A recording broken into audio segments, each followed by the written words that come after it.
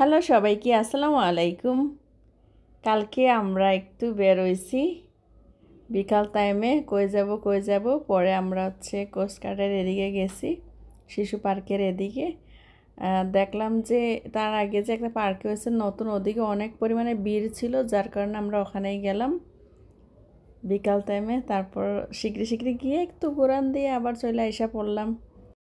তারপর আমরাও বের হইলাম, মনে করছিলাম যে মানুষজন থাকবে না শবে বরাতের জন্য, কিন্তু আসলে কথা হচ্ছে মানে কেউ দেখা যায় কোনো উৎসব হলে থেমে থাকে না, সবাই সবার মতো বের হয়ে যায়।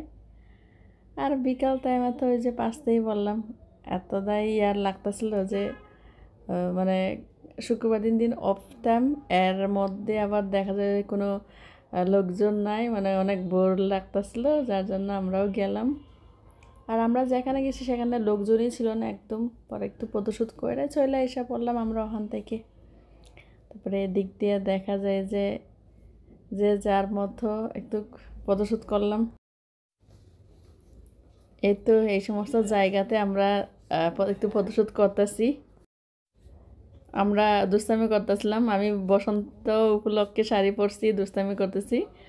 আর রেখা লাল পরছে, এজন্য বলছি ও ভালোবাসা দিবস পালন করতেছে।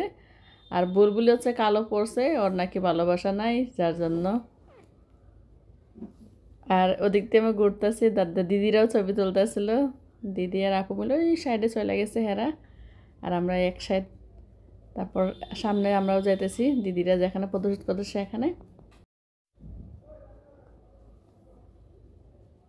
আর এদিক দিয়ে দিদি ফটোশ্যুট করতেছে একটু, আর আড়াল থেকে দাঁড়ায় এদের রুম্পা ছবি তুলতেছে, মানে ভিডিও করতেছে এদেরকে।